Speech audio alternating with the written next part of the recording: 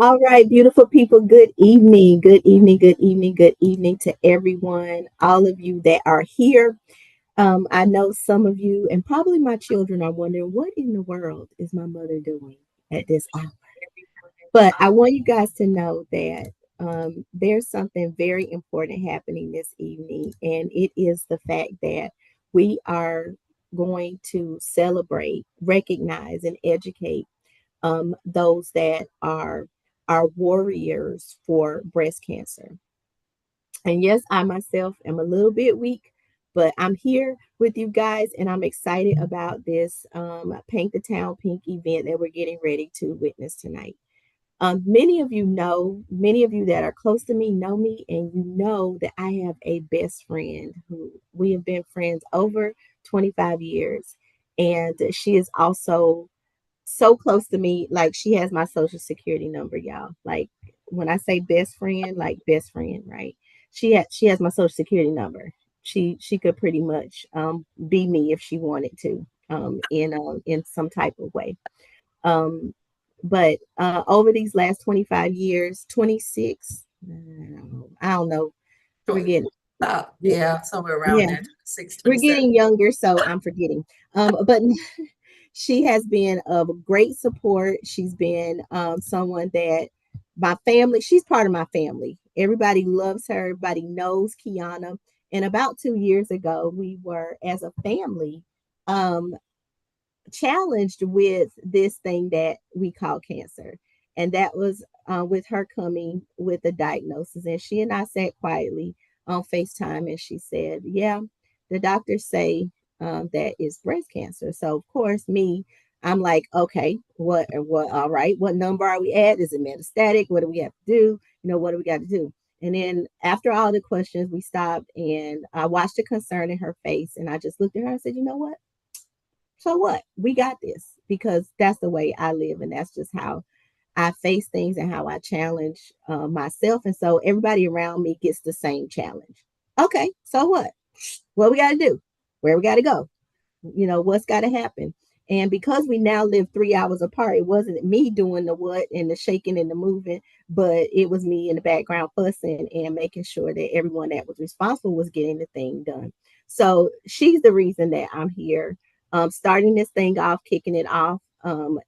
To everyone, all of my friends and family around the world, those of you that are our breast cancer warriors, we love and we appreciate you. Some of you are still fighting.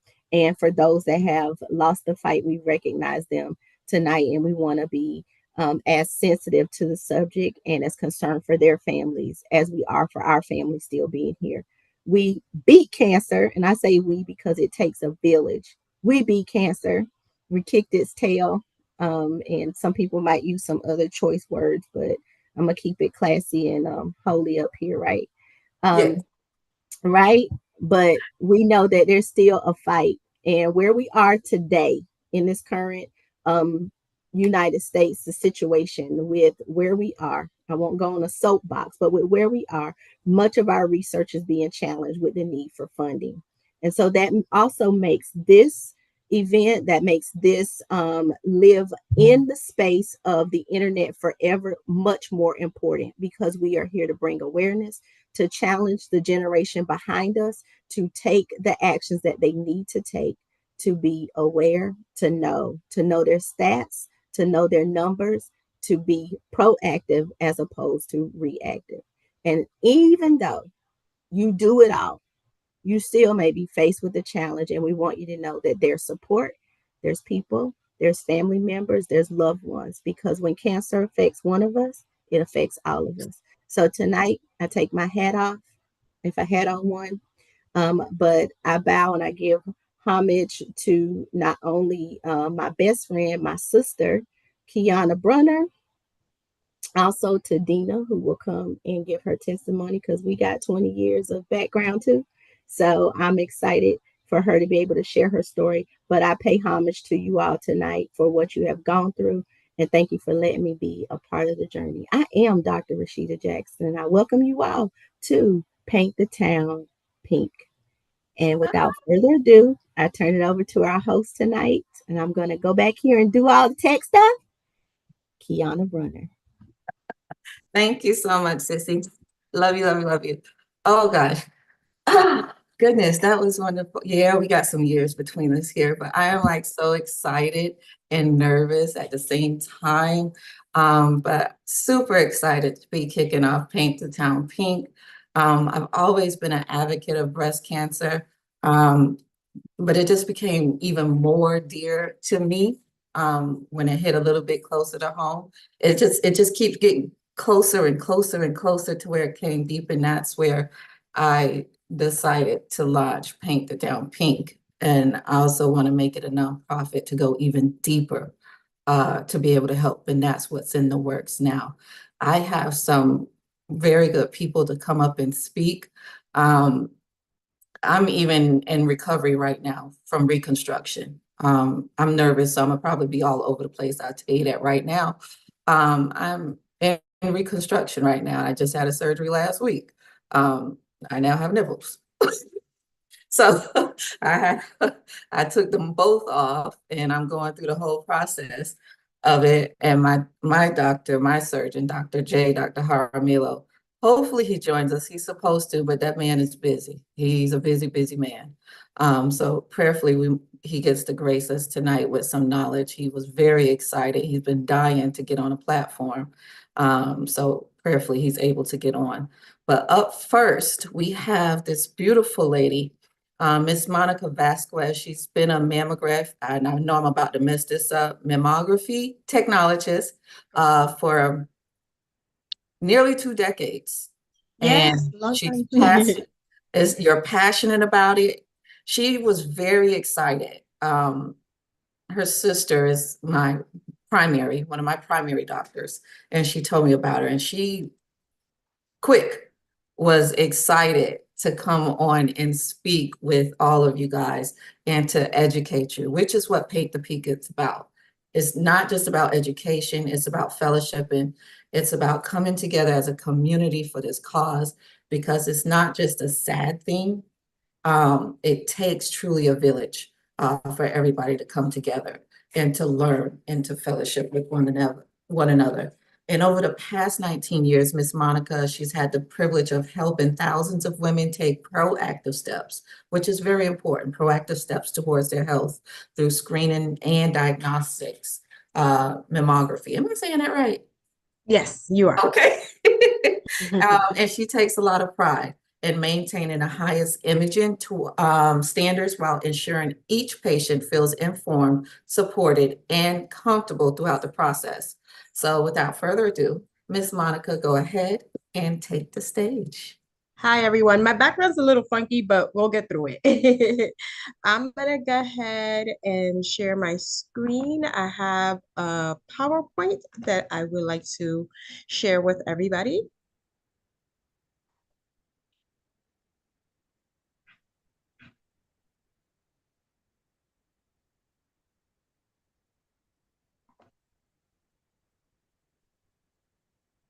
Can everyone see that?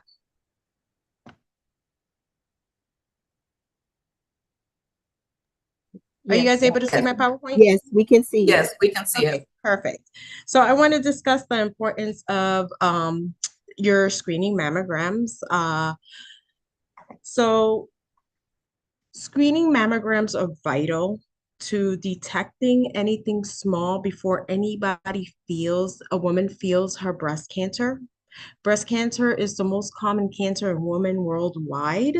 It's actually the leading cancers amongst women worldwide. So early detection is the best way to detect anything small for a better survival rate.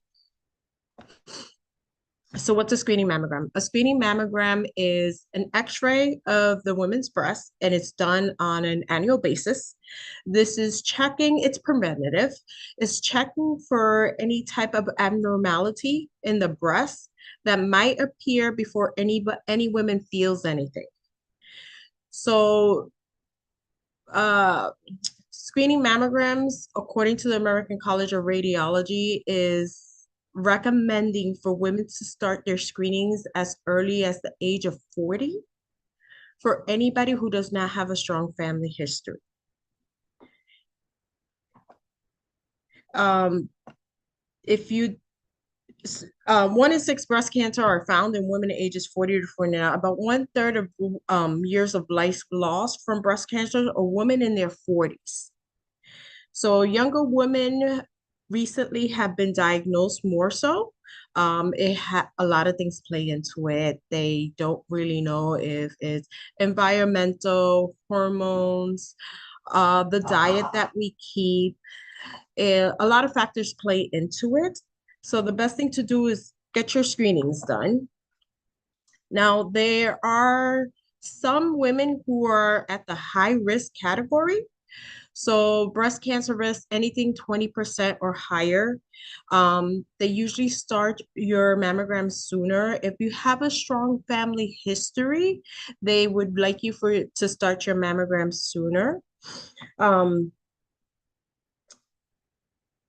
Also, if the risk is higher than 20%, they might do supplemental screenings of an MRI. Sometimes they might even do a breast ultrasound.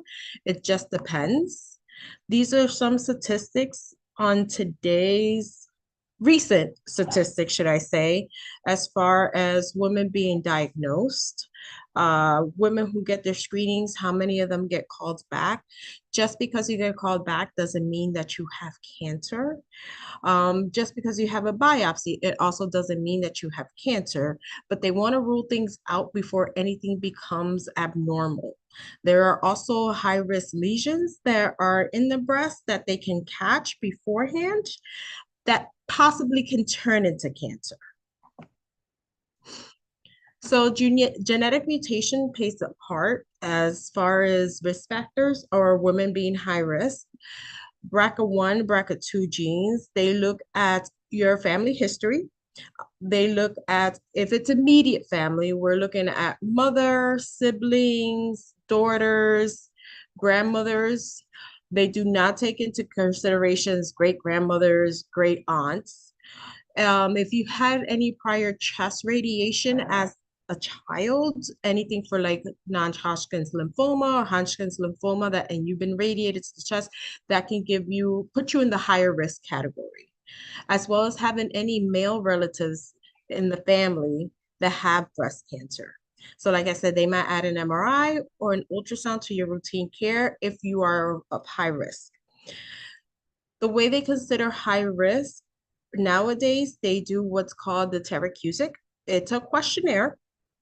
When you go get your mammogram, they always ask, they take into consideration your age, your ethnicity, if you've had a family history, if you are any hormones, if you had any prior radiation, that calculates the risk, and it's a calculator that they have. Anybody can do it. It's actually online. It's called the Tara-Cuzick, and that determines your lifetime risk. And like I said, if your lifetime risk is over 20%, they might supplement with some additional imaging.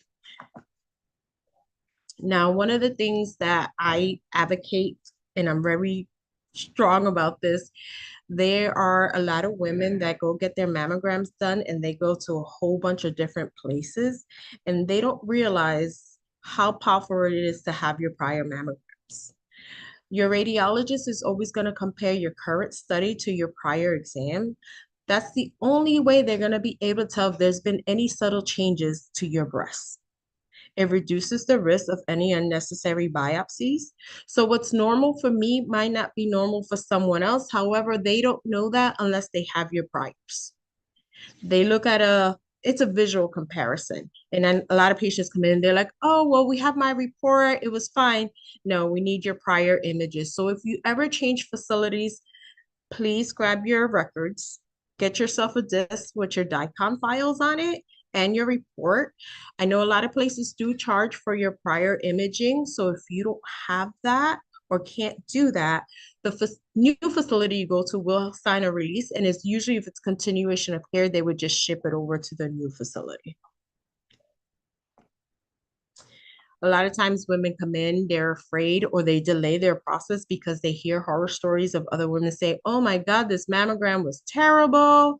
It hurt so bad. So it delays a lot of care for women. They delay it just because they don't want to do it. Sometimes women are like, oh, I don't feel anything.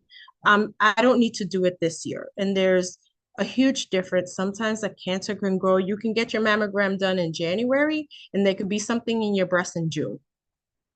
So please be mindful, check your breasts. If there's anything abnormal, you know your body better than anybody else. So if there's anything abnormal that you feel, please go tell your provider. They'll order a mammogram and or ultrasound to get this taken care of. Radiation dose to mammo, that's one of the other things. A lot of women are like, it's a lot of radiation. Mammograms are really low dose. The radiation women receive from a yearly screening mammogram is equal to the dose received over 7 weeks of natural surrounding of background radiation. It is not that much.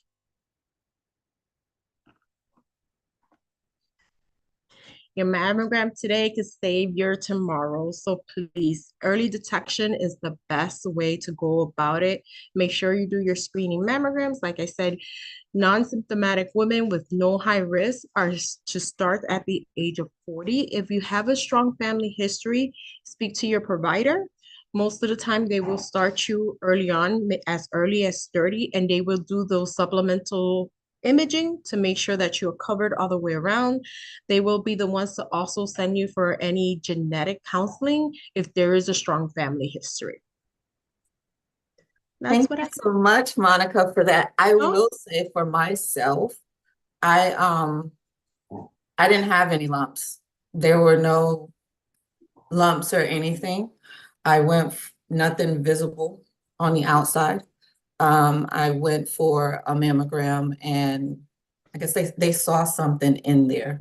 And so they monitored me for a few years where I had to go twice a year. And at the end of 2022, they saw something develop. And so I had to go back. And then I had to go back. And they did a sonogram with it. And then something deeper, I forgot what it was. And they said, oh, we need to send you out for a biopsy. And then March 1st of 2023, the biopsy came back as positive, that I had breast cancer. And May 4th, I just, after that appointment, I said, take them both. Most women do, and there's some women who have a highly strong family history and are extremely high risk, and some of them opt for prophylactic mastectomies, which is also an option depending on your doctor. Mm-hmm. Something to speak to your provider about before anything does develop. Yeah. Because I took them both, I didn't need to do any of the medication. I do see the oncologist twice a year, every 6 months. And I did the testing you were saying. And the that BRCA testing? Yes, Genetic they did testing? that. And my son don't have to do anything that was negative within that as well. Good. Does anyone have any questions for Miss Monica? No one? Rashida, do we have any questions? We don't have any questions. I don't see any questions. No questions at the moment. All right, Miss Monica, thank you so much. Thank you. Mr. V, welcome to join us on, since no one have any questions about that. Up next, we have a very, very dear friend of mine, and she is finally ready to speak on her journey. I've known her for it's double digits. I don't know exactly. Let me see. I moved back to Kissimmee in 2011, so I met her somewhere around 2012. No, I moved back 2006, so I met her 2007, 2008. So yeah, that's math. I don't feel like doing math, but yeah, that's how long we've known each other. Miss Dina Sanea, she's a 15-year, and I didn't realize it was that many years until I asked her how many years, but she's a 15-year breast cancer survivor. And her story is very unique, powerful, one in itself, and I've been dying for her to, Living. yes, we've been dying for her to, Living. we've,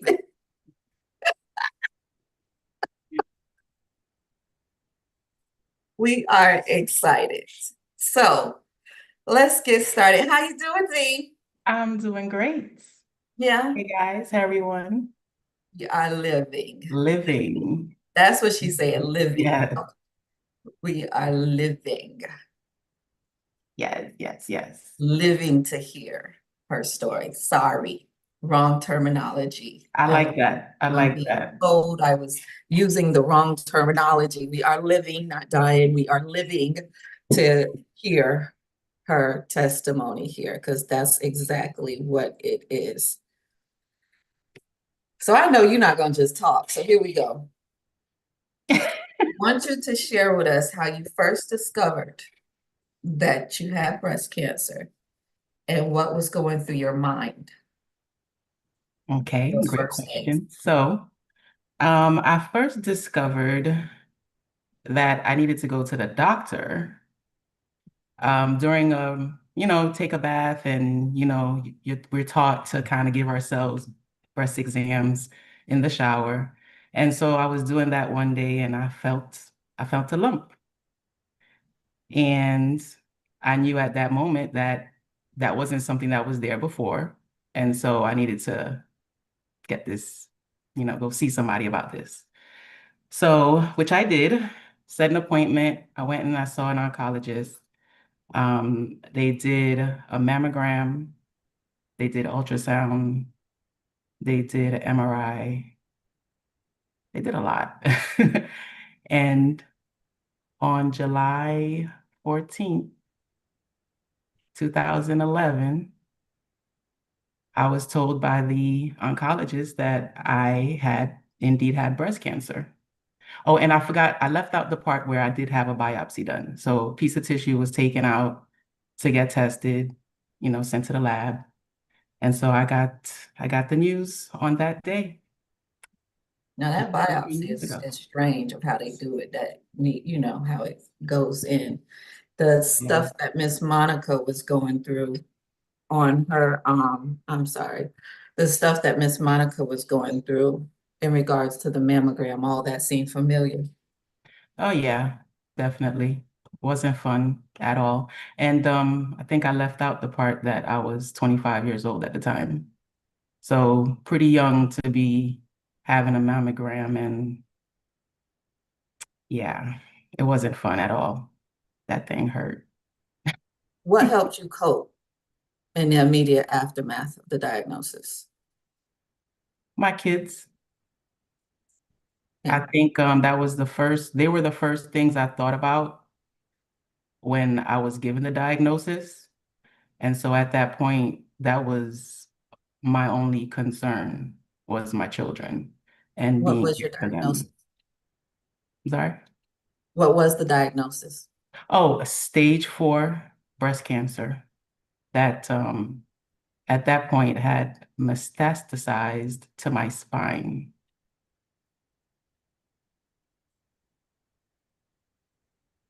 So it was it was serious.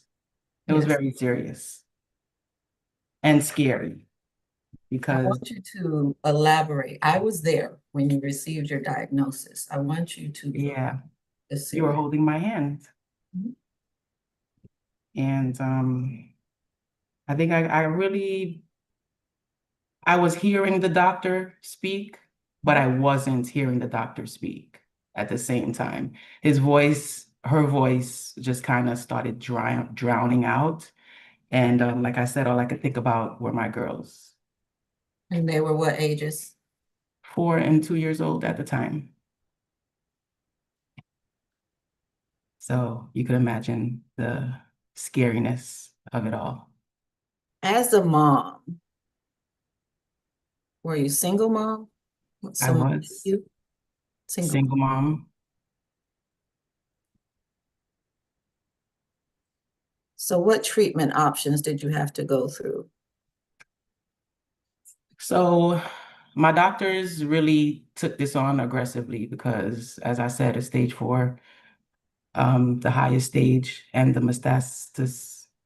I'm sorry, that word is very I ain't gonna try to help you because I to don't the know how to say it. spine. Metastasize? Is that what it is? So, I got chemo straight out the gate, and I did a couple of weeks of chemo. After chemo, I did radiation. You know what? I think I have that backwards. I did radiation first, actually. It was radiation to my spine. They tackled that first, which which at the time caused some issues for me physically. Mhm. And then we did the chemo treatments. After the first round of chemo treatments, I had surgery. I had a double mastectomy done. I also opted to have both taken. I did not want to take the chance. Like I said, my kids were my first and only concern at the time.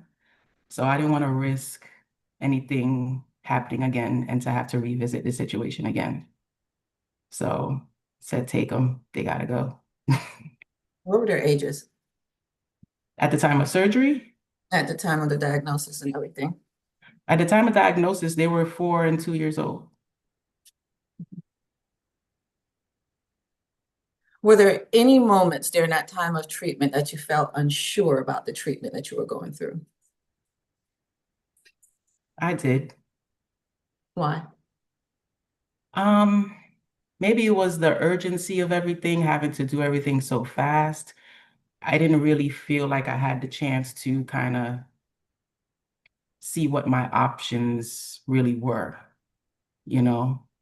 I was 25 at the time. I was pretty young, and I just wanted to do whatever I needed to do to make sure that I was here for my girls.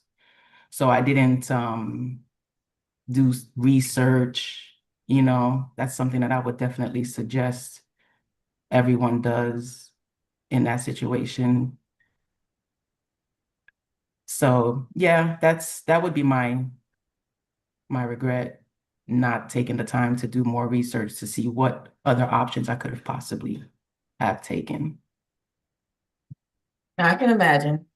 I was there, but I don't want to tell your story. What changes to your lifestyle daily, work, school, your daily routines did this do for you? Because I know you're very OCD. It was a dramatic change because I went from being a very active mom involved to now not feeling good a lot of the times due to chemo and treatment, not having the energy, you know, to do the things that I normally would do. And as far as even for work, I had to change how I worked. I couldn't work in the office anymore. I had to start working from home. Mhm. And that kind of put a strain on my position, you know, changed a lot. Your body goes through a lot of changes. You had chemo and radiation. What are some of the changes your body went through that you're willing to share? Well, chemo jumpstarts you into menopause. It gives you an experience of what menopause would be like. The hot flashes, the for me really it was the hot flashes. I couldn't take those hot flashes. Oh, hot flashes were horrible. Like you're just not doing anything, and all of a sudden a rush of heat takes over your entire body, and it's just so uncomfortable. That sucked. I can imagine. Yeah. Um, I feel like my body changed completely, actually, after treatment and everything. I don't feel like my body is the same. it changed a lot of things physically, internally, because chemo what it does is it kills all of the cells in your body pretty much to kill off the cancer as well. So I feel like after chemo and after treatment was over, I started over with a new body, both internally and externally. External. New outlook, new everything. Mhm. Yeah. Yeah. You think back on that time frame, where did the majority of your support come from? My support system was so huge, although so close-knit. My family, my friends that live close by, you to name one of the most, you know. You were there with me during my diagnosis, and you've been there with me every step ever since up until now. My sisters were big, even though we lived in different states. They made it a, they made it a, they made it, and to be there and to be present and the support for the children. Very appreciative of all of that and everyone. My village. I have a strong village. Yeah. There was a time frame that the doctors told you that they believed that you would not pass. Yes. I want to say that's probably what made me kind of black out in a sense during the diagnosis, because what I was told was that I had about 5 years or less To live. to live. Would you say by hearing that, that boosted a strength in you? Absolutely. They gave you 5. We at year 15. Mhm. This is why I started out as a testimony that needs to be heard, Yeah, because they gave you 5. that's what she God said. still got you rolling. That's what she said. She was not my Lord and Savior. No. Mm-mm. Mm-mm. What's the biggest changes in your life from then to now? Uh, I want to say my outlook on life. How's that? I I live for the little things Mhm. so much more. Of course, the future is always on my mind, but the right now is super important. What advice would you give someone newly diagnosed, whether they are younger or older than you today? I would say everyone's situation is different. Anyone who's been in this position has their own story, has walked their own path, and I wouldn't let anyone else's story bring you down or scare you. Have faith.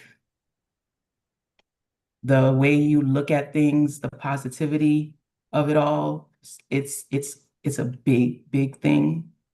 The way you talk to yourself, the way you think about things, super important. I would try to not be negative at all when it comes to that situation. Just have a positive outlook and positive things are going to happen. I like that. I like that.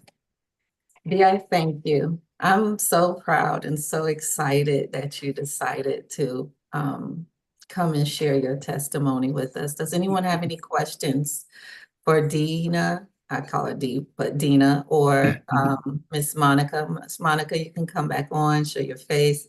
Do we have any questions anywhere? I think I can show my face. Yes. My video. Oh, Yeah, your video, your video is acting up. Hi, Rashida. Dr. Jackson.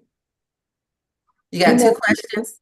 No, people can't see me. They can only see you. So while you're speaking to me, they can't see me. I can Oh, see okay. you. I know you can see me, Oh, I but can. you're Okay. streaming and they can only see the three of you. Oh, okay, okay. Okay. All right. All right. barely. So let me ask, I'll just ask each of you since y'all need some interview questions. What advice would you give to your, let's say, to the generation behind you? What advice are you giving your daughters? And what advice would you give to someone that's going to come across this video that may be in their early 20s? What advice would you give to them at this present time, knowing what you know now? Can I go first? Mhm. Something that I used to do very adamantly, and I find I don't do as much anymore, which I think I need to push again, is that when I was in my 20s as a single mom raising two kids on my own, you do a lot of things to kind of multitask. And one of the things that I used to do was while I was doing things around the house, while I was taking care of the kids, I could have one of them on my hip and be stirring a pot and be on the phone. I would put my phone in my bra and on speaker. And That's I don't have a history of breast cancer in my family. I did the genetic test. It's not in my genes, thank God. So I strongly believe that that was one of the things that contributed to the cancer. And it was on the same side where I always, because I'm a very habitual person. So if I do something on the left, it's always going to be on the left. And that's the same breast that was infected, so to say. And so anytime I would be out and about and I see a young woman with her phone in her bra, I would stop her and beg her, please don't do that. I know they don't have, concrete evidence of it, but just because we don't know doesn't mean it's not true. Then why take the chance? I see you with your children. I see you with your family. No one wants to go through this. So that's something that definitely would give that advice. Let's keep our phones out of our bras. Harley said, yep, she does it to me. okay. Kiana, Monica, you want to? Oh, you want me? No, Monica is fine. She's our guest. Well, my advice would be to women just to know your body. You, out of all people, know your body best. Check yourself regularly. When you're younger, I feel like a lot of young women don't really think about that type of stuff. It's not till they kind of like randomly feel something, and more women, younger and younger, keep getting diagnosed. So know your body, know what's normal for you, what's not normal for you. And if you definitely have any questions, go see your doctor. Don't put it off because life is busy. You can't pour from an empty cup. You have to take care of yourself first. You can't help anybody if you're not around. So, Amen. You agreed. What was the question again? What advice would you give to the generation behind us, the younger ladies? What advice would you give to them, someone in their early 20s, knowing what you know now?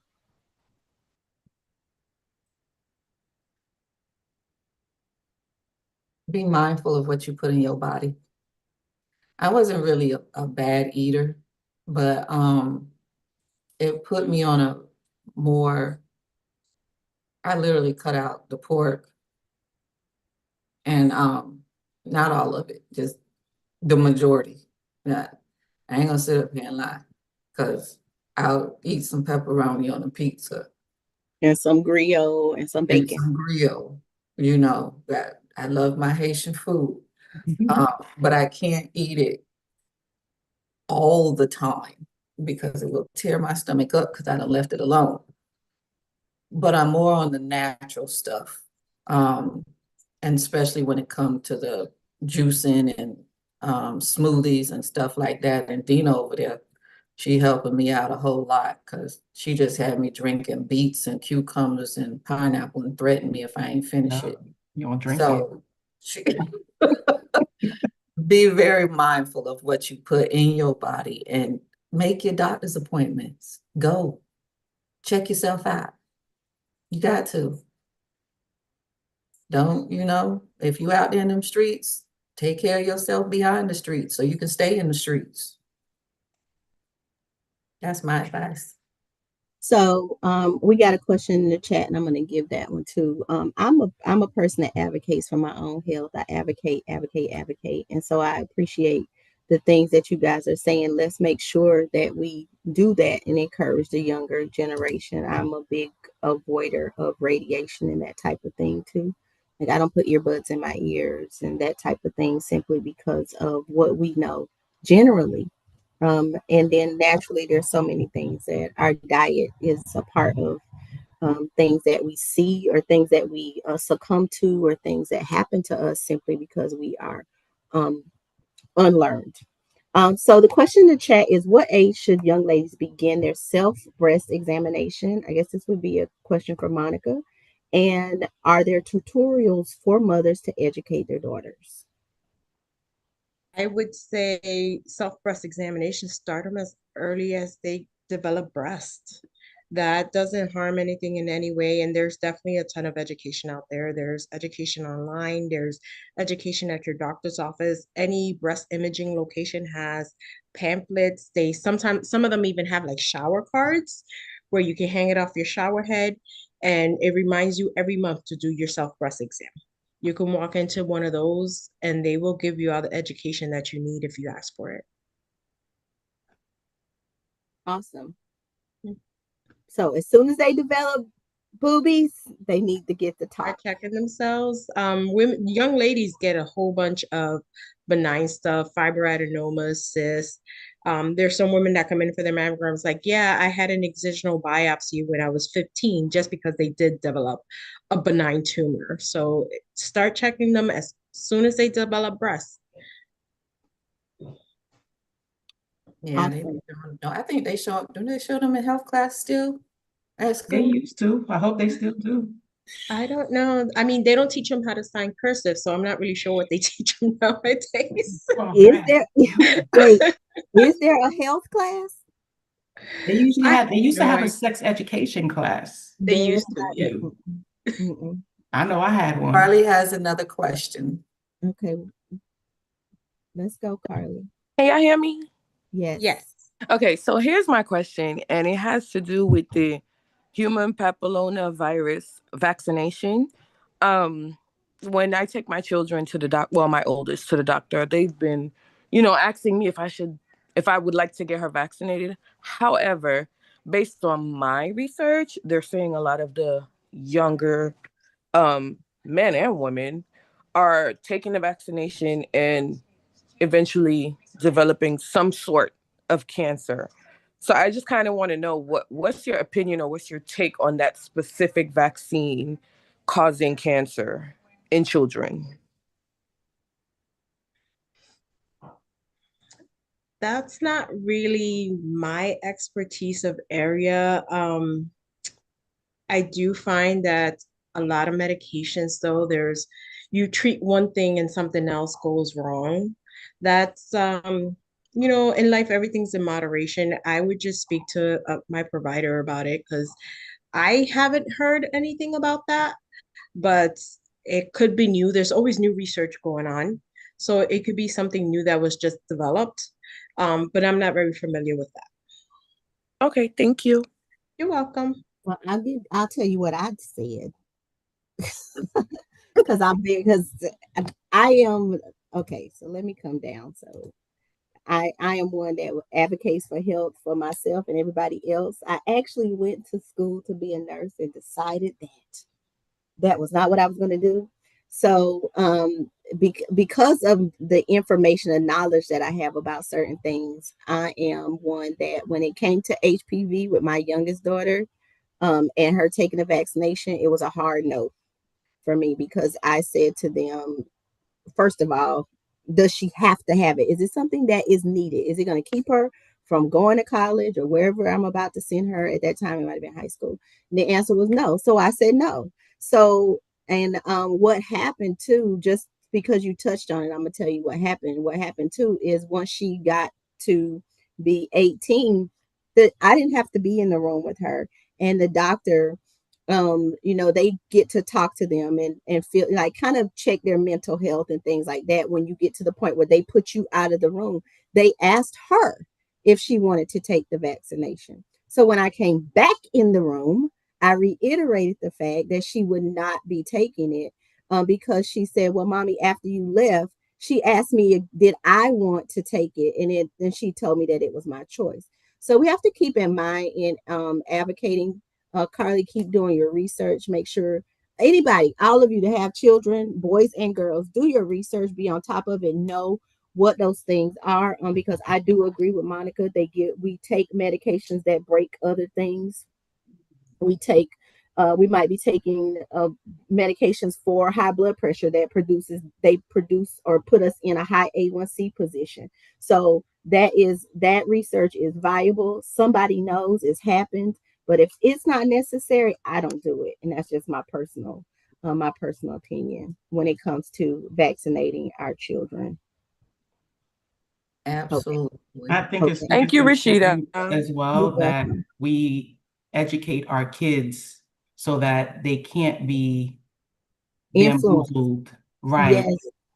Because, and I tell my kids that all the time, just because the doctor is prescribing you a medication does not mean you have to take it.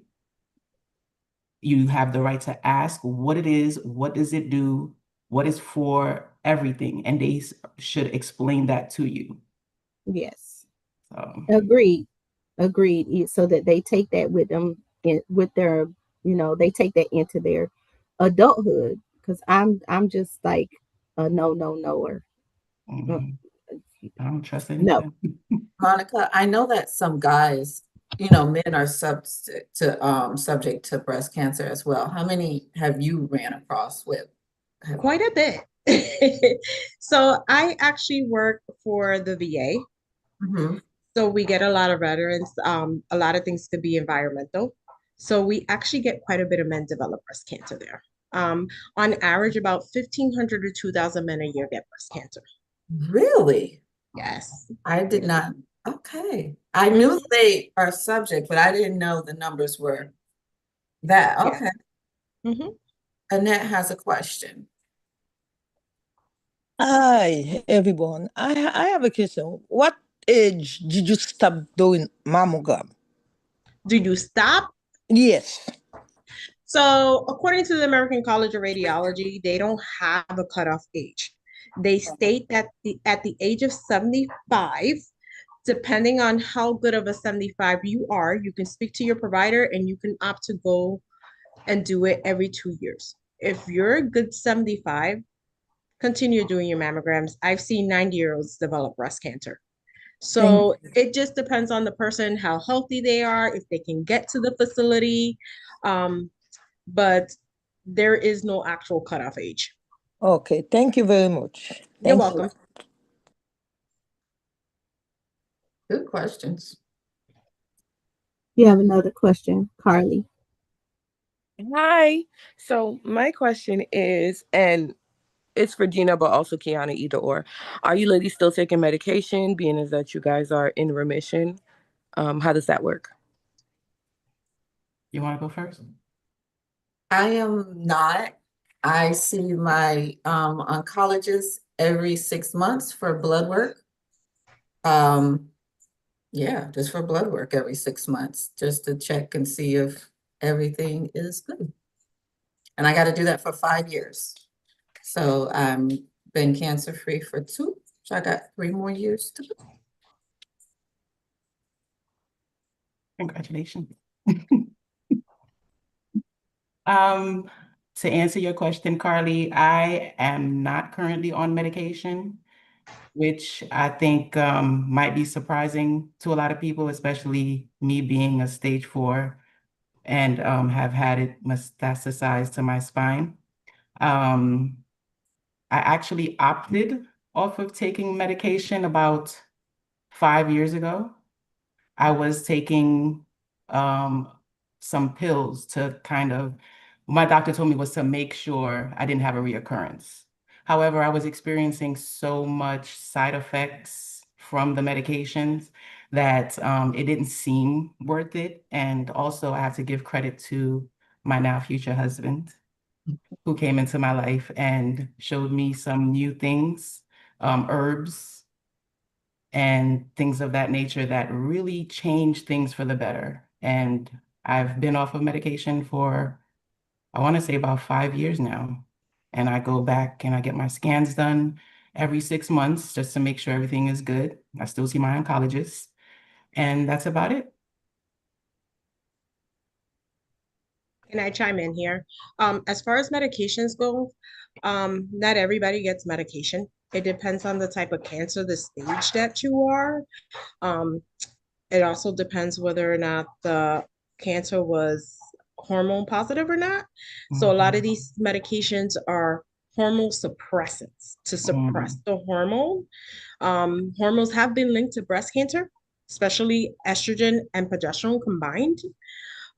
So it just depends. Not everybody gets medication. If it's a low grade cancer, usually surgery just takes care of it. If it's higher grade, they might give you some stuff, but there are some women who don't opt for it. Actually, a lot of women get sick off of it, so they just discontinue them. I They just told learned me in I would have been detail. on medication for the rest of my life on this pill. Yeah. And yeah. I just learned in detail about the hormone Yes. factor, you know, when I was checking into birth control, and my primary was like, you're gonna have to talk to your oncologist. I'm like, why I gotta talk to the oncologist? They said the hormones. Yeah, It's it can not increase your anymore. risk of developing breast cancer, and for women over 40, it can actually can cause blood clots. Mm. Blood clots too? Yeah, birth control can cause blood clots for women over 40. Didn't know that. Yeah, you learn something new every day. So glad I'm Can't keep them delivered. anyway. Oh, You said you're so glad what? she's delivered. I need to go get delivered. Oh my goodness, yes. Wow. Okay, so Dina and I, we both took separate routes. And we're almost near the end. This was wonderful. I hope you guys are like really received some good information and everything. We both took different routes as far as our boobies and stuff.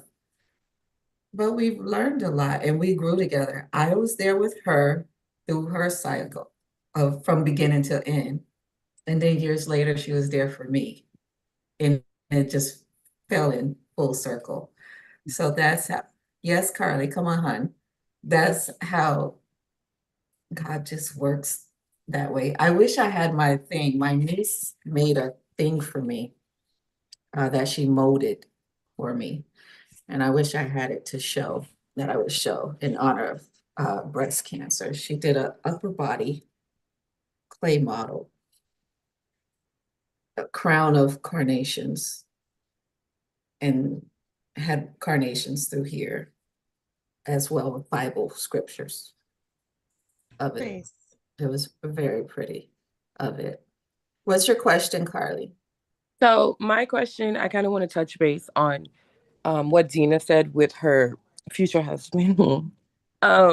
With him putting you on a more natural, I want to say maybe holistic route. I just want to know, Mrs. Monica Vasquez, have Yes. you seen or know of anyone who was diagnosed and decided not against treatment? Because I know some people do that. And then they decide to go the holistic route. Have you know anyone like that or seen anything like that? And what was that experience like? I have seen that a lot, actually. Um, Unfortunately, what happens is when you do mammograms, women move around a lot and you don't see the outcome. There's a lot of women that, just come in, get their screening, we do their diagnostics, we do their biopsy, and then after that, we have no idea what happens unless they come back for another mammogram the following year. Women move, we don't really know the prognosis of what happens, but we have seen a lot of women who've decided to do the holistic route. Have you seen any success, or I'm just trying to find out because obviously people take different routes, and I'm hearing more and more about like the holistic routes, and some people are saying it is beneficial and others are kind of like against it, but I've never ever seen any success stories, so to speak. So I was just wondering, has anyone, you or anyone on the panel, heard of any success stories? I'm just curious. Well, I Dina, did have one lady who went the holistic route and decided not to do chemo or radiation or any type of medication. And for her, her prognosis wasn't good. There's a lot to factor in. There's, the type of cancer, the stage that it is, and if it's far gone enough, sometimes doing the holistic route helps keep you comfortable, but everybody's different. Yeah. Especially like for Ms. Is it Dina? Yes. Miss Dina, like when you tell me you were stage 4 and it metastasized, I'm like, congrats, you're doing amazing. You don't really get that type of prognosis when you have somebody at stage 4 that metastasized. Amen. Yeah. Usually is a bad prognosis. So it just, a lot of things factor into that. I'm a big believer in both. I've seen a lot of things. I believe in medicine, but I also believe in doing your part and doing things that are natural. Just because your doctor recommends something doesn't mean that it's right for you, because not everybody's the same. You have to go with what's best for you and look at all your options. Okay, thank you. You're welcome. I promise no more questions. I she'll definitely come to us feel like afterwards. the combination of medicine and holistic was definitely a winner for me. I don't think I would take away, I can't take it away anyway. I can't go back. I could only move forward, right? So Correct. That at that moment I did what I needed to do to make sure I was present, and I don't regret it. And I'm happy that I found the holistic route as well, because that gave me a better quality of life. Yes. So both together. Really change. Yeah, I saw the changes. I I mean, agree. and the fact it does rely on all the factors that you said, Monica. It does. Yeah. Because everyone is different. Everyone's body is really different. Or Dr. Jackson up there, she had patches to help. I was the one guinea pig the patch didn't work for.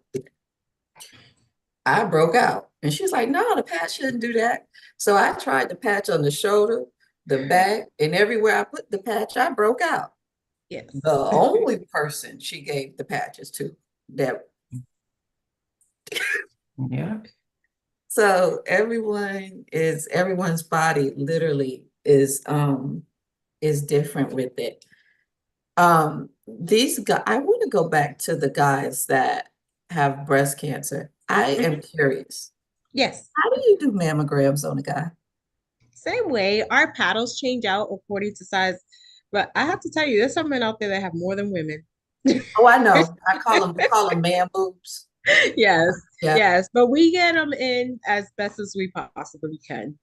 Yeah. So they got to stand up too, and We do it the same exact way. I'm Yeah, curious. being a woman with boobs, imagine a guy that doesn't have much there. Right. Oh. That guy. Right. And you gotta Yeah. But our paddles change out according to size. So we have what's called a male paddle. It's way smaller. So it's easier for us to position them. And their cancer is handled the same. That's a dumb question probably, but it's all the same. Yeah, It's handled the same. The only thing, most men don't opt for reconstruction because they're like they're men. That was gonna be my So, next question, because they can yeah. get their chopped off, but they, Yep. A lot of them don't mind. They don't go for reconstruction, but they get treated the same exact way. If depending on the cancer, they might be put on meds. Depending on the stage, they might do radiation. If it's small enough, they'll just opt for just surgery for bilateral mastectomies. hmm.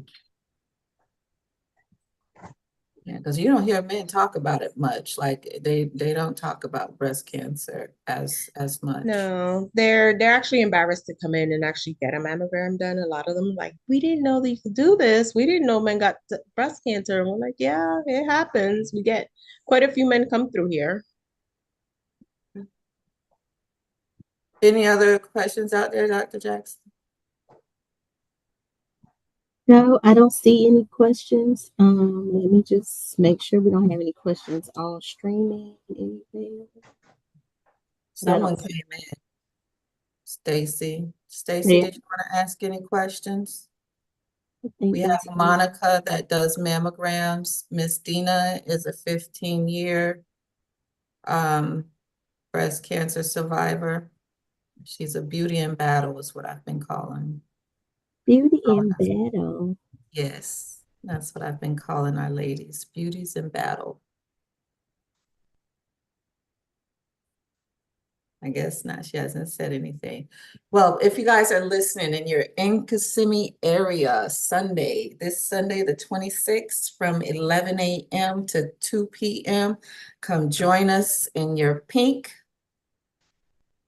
And we're going to be skating at Skate Reflections on 1111 Dyer Boulevard in Kissimmee, which is where I grew up going skating. All night skates. They don't do that no more with the kids. Kids got it. This is different than a generation. But I used to go to all night skates there. So we're gonna paint the town pink on some pink on skates. I won't be skating because I'm still recovering from surgery, but I'll be there. You have one more question. Someone wants to know, how do you know if you have lumps? Most Like, lumps are what's an indicator? You'll feel it. Most women who have lumps will feel it. Some lumps are small enough where you won't feel it, and it's caught on mammograms or ultrasounds.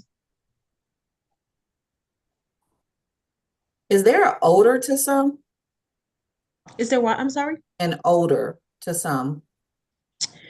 So the only time someone has an odor is when the cancer is so far gone and it's actually broken through the skin. It's eating away at the skin.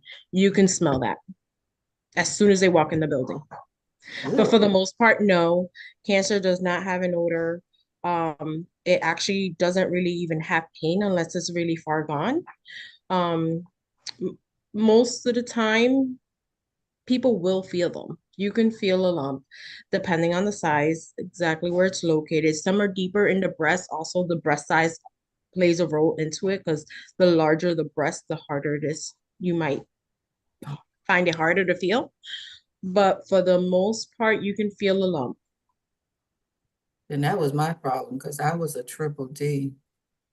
But that's why I tell women you have to learn your body. You have to know what's normal for you, what's not normal for you. You have to know if something you're feeling, it's actually just like a ridge in your breast, because breast could be lumpy, doesn't mean that it's bad.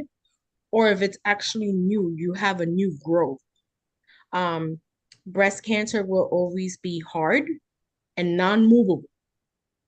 It won't move. Now, something benign like a cyst is going to be softer and it has mobility. Most breast imaging centers have I want to say like a dummy breast that you can go and feel so you know what you're feeling. So when you go in for your mammogram, you can ask them like, hey, do you have one of those? So like a mannequin where I can feel, and that way you know what type of lump you're feeling. The dummy breast, they got dummies for everything, don't they? Yeah, they do. Yeah. Yeah. We actually have one in my department. Yeah. Really? Yeah, And it's really cool. Can you tell them, Monica, also why they should check under their armpits? Like why it's just not like the top or the front of the breast? Like why do we go all under the armpit? So breast cancer could grow. That's considered part of your breast. The axilla is considered part of your breast. So when we image you, we do your straightforward craniocaudal view, which is the straightforward.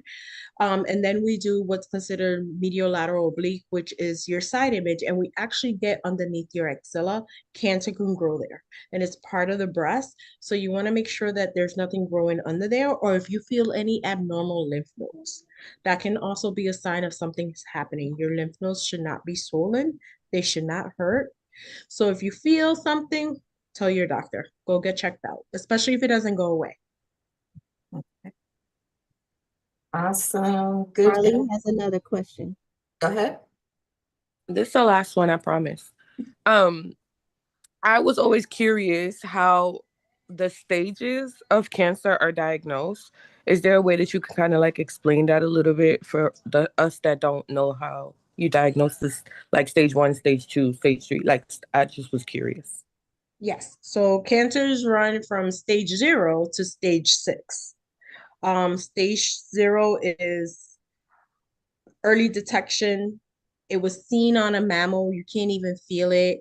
So there's these things called calcifications that we see on a mammogram. I compare them to little grains of salt.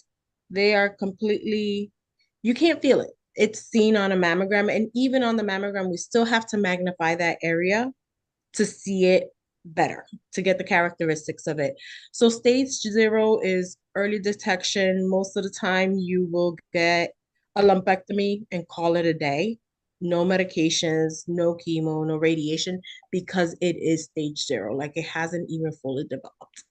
A stage 6 is actually like known malignancy. That's when you've already been biopsied and it's known that you have breast cancer and they're doing supplemental imaging, surgery, that all that stuff. Stage 1, it's of course like the next stage up. 2, 3, 4, and 5 is malignant. So a stage 1 is just a step up from stage 0, still small, still can be treated mostly with just surgery. Stage 2, it just depends on the type of cancer. Same thing, surgery. Some women opt for radiation, some women opt for medication. That's always between you and your oncologist. They're the ones who are going to determine the best route. You don't have to go that route, but it's the best route for you, whatever you decide to do. Stage 3, it's same thing. They tend to get a little bit more aggressive with treatment after stage 2. Stage 4, they're probably going to recommend chemo, radiation, tamoxifen or Arimidex and estradiol, just depending on whether or not it was hormone positive or not. Thank you. You're welcome. That was a great question, Carly. Okay. Well, this was wonderful. I enjoyed it. Great session today. Dina, thank you again for sharing your testimony with us.